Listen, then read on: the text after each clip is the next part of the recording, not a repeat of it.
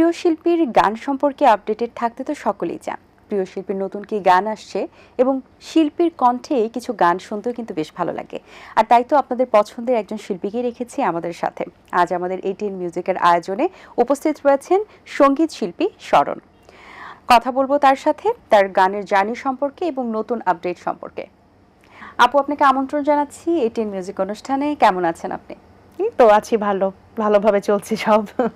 বেশ, খুব ভালো।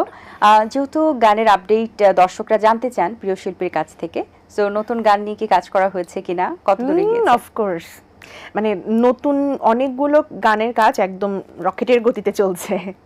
হ্যাঁ, তো সেই কাজগুলো নিয়েই এতদিন বিজি ছিলাম। এগুলোর মধ্যে অনেকগুলো রিলিজ হয়েছে, আবার অনেকগুলো রিলিজ হওয়ার অপেক্ষায় রয়েছে। আচ্ছা, গানগুলো কি আকারে ছাড়ছেন? অ্যালবাম আকারে নাকি মিউজিক ভিডিও আকারে? ডেফিনেটলি।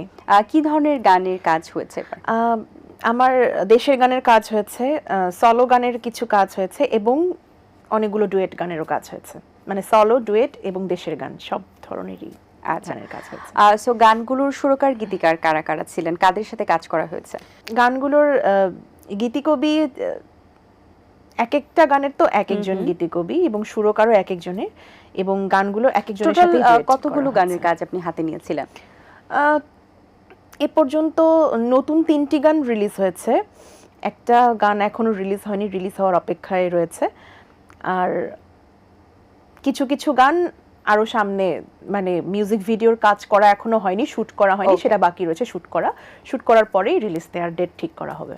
আচ্ছা, আমরা গান নিয়ে আরো কথা বলবো। এই মুহূর্তে একটা গান শুনে নিই, তারপর বাকি আলোচনা।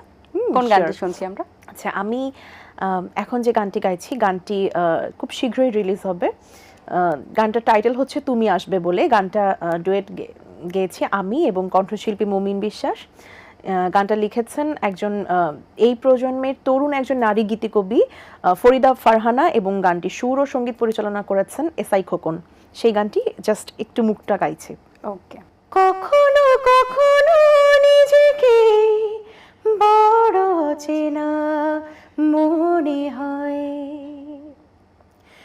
বলো কত অভিমানের পাহাড় ভেঙে স্বপ্ন সত্যি হয়। তুমি আসবে বলে এখনো দিন কাটে তোমার কথা ভেবে ভেবে। তুমি আসবে বলে এখনো রাত কাটে তোমার কথা ভেবে ভেবে। কখনো কখনো নিজেকে বড় চেনা মনে হয়, বলো কত অভিমানের পাহাড় ভেঙে স্বপ্ন সত্যি হয়। বাহ, খুব সুন্দর একটি গান শুনিয়েছেন, ধন্যবাদ আপনাকে।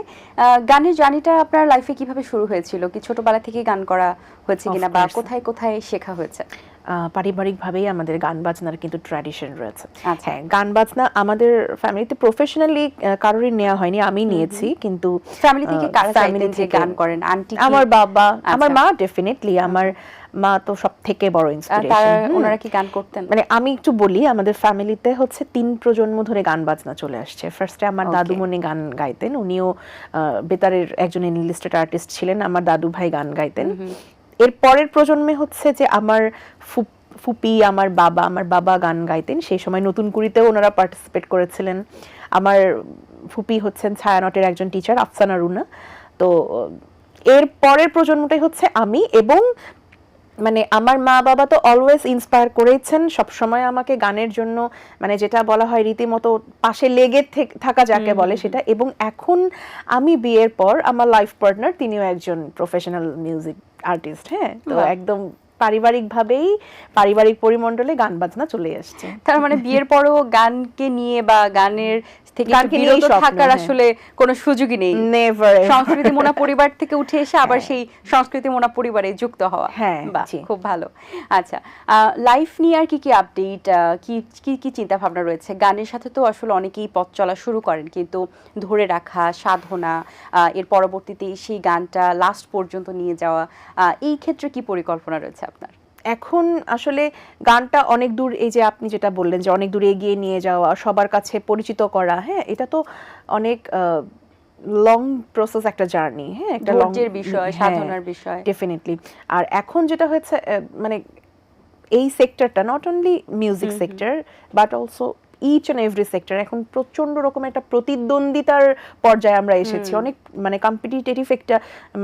কম্পিটিটিভ একটা যুগের মধ্যে কিন্তু আমরা অলরেডি প্রবেশ করেছি। হ্যাঁ, তো এই জন্য এত বেশি হার্ড ওয়ার্ক, মানে এই ক্ষেত্রে কোয়ালিফিকেশন, হার্ড ওয়ার্ক এগুলোর কোনো বিকল্প নেই। চর্চা সাধনা তো একদম এই ছাড়া চিন্তাই করা যাবে না গান বাজনা।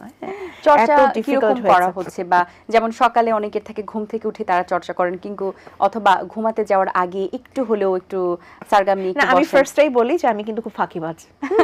চর্চা কিন্তু প্রতিদিন করা হয় না, হ্যাঁ, রেগুলার করা হয় না। কিন্তু আমি বেসিক্যালি যেটা করি যে সকালে আমি অনেকে বলে যে সকালে রেয়াজ করাটা বেস্ট, কিন্তু আমি অনেকটা দেখেছি যে আমার সকালের রেয়াজটা ঠিক স্যুট করে না। হ্যাঁ, তো আমি দেখা যায় যে সন্ধ্যায় বা দুপুরে, হ্যাঁ, বা সেটি বলছিলাম সন্ধ্যা রাত্রে ঘুমাতে যাওয়ার আগেও একটু চর্চা করে মনে হয়। রাত্রে ঘুমাতে যাওয়ার আগে না, রাত্রে ঘুমাতে যাওয়ার আগে না, আমার গানটা মানে গান নিয়ে মানে রেয়াজ করতে বসা হয় বেসিক্যালি দুপুরে, বিকালে অথবা সন্ধ্যায়। সকালে আর একদম ঘুমাতে যাওয়ার আগে একদমই না। আর আমি আবারও বলছি আমি ফাঁকিবাজ অনেক। অনেস্ট সঙ্গীত শিল্পী আসলে, যে খুব অনেস্ট কথা বলে। আপু, গানের ক্ষেত্রে তো অনেক কিছু স্যাক্রিফাইস করতে হয়, যেহেতু অ্যাজ এ সঙ্গীত শিল্পী আপনি সো সবসময় প্রস্তুত থাকতে হয় যে কোনো প্রোগ্রামের থ্রুতে, বা আসলে এরকম আমাদের যেমন প্রোগ্রামে হঠাৎ করে গান গাওয়ার যে একটা বিষয় থাকে, সো গলা মেনটেন করার জন্য কোনো টিপস আছে কিনা, বা যারা সঙ্গীত শিল্পী আছেন তাদের জন্য কোনো টিপস দিবেন কিনা, যে গলা যেন না ভাঙে বা গলাটাকে আরো বেশি সুন্দর করার জন্য কোনো উপাদান আসলে খাওয়া যেতে পারে কিনা, বা কিভাবে মেনটেন করা যেতে পারে আসলে গলা? আমি অ্যাকচুয়ালি যেটা হয়েছে যে এক একজনের তো গলার কন্ডিশন, ভোকাল কন্ডিশন এক এক রকম, কার সাথে কোনটা স্যুট করবে এটা তার উপর ডিপেন্ড করছে। আমি যেমন আমার মতো করে মেনটেন করছি, কিন্তু আমারটাই যে সবার ভোকাল কন্ডিশনের সাথে স্যুট করবে তা কিন্তু নয়। হ্যাঁ, সো আমি এই ক্ষেত্রে কোনো রকমের ইনস্ট্রাকশন দেওয়াটা মানে ঠিক মানে অনেকটাই অনুচিত হবে। এটা যার যার ভোকাল কন্ডিশন বুঝেই তাকে মেনটেন করতে হবে। আপু, আপনার পছন্দের শিল্পীকে? না, এটা এক্স্যাক্টলি এইভাবে বলাটা তো ঠিক নয়। এক একজন শিল্পীর এই কাছ মুহূর্তে থেকে বা লাস্ট ডেতে আপনি কোন পছন্দের শিল্পীর গান শুনেছেন, কোন গানটি শুনেছেন? মানে ডেইলি বেসিসে কত কত গান শোনা হয় অ্যাকচুয়ালি ওইভাবে মনে নাই। তবে আমি একটাই কথা বলবো যে প্রত্যেকটা মানে লেজেন্ডারি যারা আর্টিস্ট রয়েছেন তাদের প্রত্যেকের গান থেকে, এক একজনের গান থেকে, এক একজনের গায়কী থেকে এক একটা জিনিস শেখার আছে। স্পেসিফিক এইভাবে বলতে হবে যে ওই ব্যক্তি আমার পছন্দের, এই ব্যক্তি আমার একটু কম পছন্দের, হ্যাঁ, এইভাবে আসলে ওইভাবে জাস্টিফাই বা আইডেন্টিফাই আপনার পছন্দেরই কোনো শিল্পীর একটি গান আমরা আপনার কণ্ঠে শুনতে চাই। রিসেন্টলি কোনো গানও হতে পারে, বা যেটা একটু পরিচিত আপনার কাছে ভালো লাগে সেখান থেকেও হতে পারে। আচ্ছা, আমি আবারও বলছি যে সব আর্টিস্ট আমার পছন্দের, কিন্তু এই মুহূর্তে যদি আমার সব থেকে পছন্দের একটা গান গাইতে বলা হয় তো আমি বলবো যে এমন না যে উনি আমার ভীষণ পছন্দের, বা এমনও না যে কম পছন্দের, এরকমও নয়। শ্রদ্ধেয় কণ্ঠশিল্পী আরতি মুখোপাধ্যায়ের একটা গান আছে, হ্যাঁ, তো গানটা আমার খুব পছন্দের, তো আমি সেই গানটা একটু গাইছি। দূরে দূরে কাছে কাছে এখানে ওখানে কে ডাকো আমায়, এসেছি তোমার মনের ছায়ায়, এসেছি তোমার মনের ছায়ায়, দূরে দূরে কাছে কাছে এখানে ওখানে কে ডাকো আমায়, এসেছি তোমার মনের ছায়ায়, এসেছি তোমার মনের ছায়ায়। সো গুড, ধন্যবাদ আপনাকে। আপু, এই প্রজন্মে তো অনেকে ভালো কাজ করছেন, ভালো গান উপহার দিচ্ছেন, তাদের মধ্যে কার গান ভালো লাগে? এই প্রজন্মের যেটা বলা হয় যে আমি তো এই প্রজন্মেরই, হ্যাঁ, তো এখানে আমার সিনিয়রও রয়েছেন, আমার জুনিয়রও রয়েছেন। এদের মধ্যে দেখা যাচ্ছে যে আমার সিনিয়র যদি ধরি তো যে কোনাল আপু রয়েছেন, কর্ণি আপু রয়েছেন, হ্যাঁ, তো এনাদের গান শোনা হয়, বাট এর বাইরেও অনেকের গানই শোনা হয়। মানে হয় না যে নাম ধরে ধরে অ্যাকচুয়ালি আচ্ছা, বলাটা মুশকিল। আসলে কারণ হচ্ছে সঙ্গীত শিল্পী এত বেশি আসলে আমি একটু আগে প্রত্যেকটা বললাম গানই যে কিন্তু এত বেশি বেশ ভালো কম্পিটিটিভ হয়ে গিয়েছে এই সেক্টরটা, যে আসলে কার গান ছেড়ে কার গান, আর এত বেশি প্রচার মাধ্যমে এত বেশি সোশ্যাল মিডিয়া এখন তৈরি হয়েছে, তো যার কারণে দেখা যায় যে আমি যেটা মনে করি যে এই প্ল্যাটফর্ম, প্রত্যেকটা প্ল্যাটফর্মও মনে হয় হিমশিম খাচ্ছে যে এত আর্টিস্টের গান প্রডিউস করতে করতে। আচ্ছা, এই যে হিমশিম খাচ্ছে এবং দর্শকদের কাছে এত সঙ্গীত শিল্পী গান উপহার দিচ্ছেন এবং সেখান থেকে দর্শকদের পছন্দের মতো কিন্তু দর্শকরা পিক করছেন তারা কোন গানটি ভালোবাসবেন, এত কম্পিটিশনের যুগে আপনি নিজেকে কিভাবে স্ট্যাবলিশ করার চেষ্টা করছেন, নতুন ভাবে বা ডিফারেন্টলি কিভাবে চেষ্টা করছেন যে যাতে করে দর্শকরা আপনাকে মনে রাখে? এটা অ্যাকচুয়ালি সময়ের সাথে সাথে পাল্টায়। মানে যেমন আমি আগে একরকম ভাবে চিন্তা করতাম যে এইভাবে আমি নিজেকে হয়তো স্ট্যাবলিশ করব, আবার কয়েকদিন পরে কিন্তু সেই ট্রেন্ডটা চেঞ্জ হয়ে যায়। দেখা যায় যে যেমন আমি যদি জাস্ট কয়েক বছর আগে যাই, তখন কিন্তু রেডিও প্রচণ্ড ফেমাস ছিল, এখনও রেডিও ফেমাস, কিন্তু ওই যে বললাম যে অনেক সোশ্যাল মিডিয়া এসে যাওয়ার পরেও এখন রেডিওটা যে সব সময় সবাই শুনছে তা নয়। তো সেই সময় দেখা যেত যে টার্গেট থাকতো যে আমার গানটা যেন সব রেডিও স্টেশনগুলোতে চলে যায়, হ্যাঁ, রেডিও এফএমগুলোতে যেন আমার গানগুলো চলে যায়, এরকম একটা টার্গেট থাকতো। এখন যেটা হচ্ছে, এত সোশ্যাল মিডিয়া যেমন ইনস্টাগ্রাম রয়েছে, ইউটিউব রয়েছে, ফেসবুক রয়েছে, এবং শিল্পীদের প্রায় হাজার খানেকের মতন কিন্তু অডিও প্ল্যাটফর্ম রয়েছে। এখন টার্গেট করতে হচ্ছে যে আর মানুষ এত বেশি ইন্টারন্যাশনাল চিন্তা করছে যে এখন টার্গেটটা হয় শুধু রেডিও এফএম তো আমরা কেন্দ্র করে তো চিন্তা করতে পারছি না, বা শুধু ইউটিউব কেন্দ্র করে চিন্তা করছি এরকমটা না। আমাদের এখন টার্গেট থাকে যে প্রত্যেকটা অডিও প্ল্যাটফর্মে যেন আমাদের গানগুলো ডিস্ট্রিবিউটেড হয়ে যায়, এরকম। মানে গান নিয়ে অনেক দূর এগিয়ে যাওয়ার প্ল্যানিংটা সময়ের সাথে সাথে বদলে যায়। আচ্ছা, সঙ্গীত শিল্পীর তো অনেক ধরনের স্বপ্ন থাকে যে তারা এই ধরনের গান উপহার দেবেন বা এই ধরনের কাজ তারা করবেন, এবং তাদের মধ্যে যদি বলা যে প্রত্যেকটা শিল্পীরই কিন্তু একটা স্বপ্ন থাকে যে একটা মিউজিক ডিরেক্টর বা তার পছন্দের মিউজিক ডিরেক্টরের সাথে কাজ করার, আপনার পছন্দের মিউজিক ডিরেক্টর কে? আমার পছন্দের মিউজিক ডিরেক্টর ছিলেন যিনি, তার সাথে আমার কাজ করা হয়েছে এবং সেই গানে আমি অ্যাওয়ার্ডও পেয়েছি। এটা হচ্ছে আমার জীবনের সব থেকে বড় সৌভাগ্য। তিনি ছিলেন লেজেন্ডারি মিউজিক ডিরেক্টর শ্রদ্ধেয় আহমেদ ইমতিয়াজ বুলবুল স্যার। আচ্ছা, এবং ওনার সাথে আমি তখন অনেক ছোট, তখন ক্লাস 8-এ পড়ি, ওনার সাথে ফার্স্ট কাজ করা হয়েছে এবং এরপর থেকে ওনার সাথে অনেক অনেক কাজ করা হয়েছে, বিভিন্ন মিক্সড অ্যালবাম। কারণ এটা আজকে থেকে আরও 17 ইয়ার্স এগো, তো তখন তো অডিও প্ল্যাটফর্মটা কিন্তু তখনও অনেক স্ট্রং ছিল, তো সেই সময়টা আমি তাকে পেয়েছি এবং তার সাথে গানের কাজ অনেক করা হয়েছে।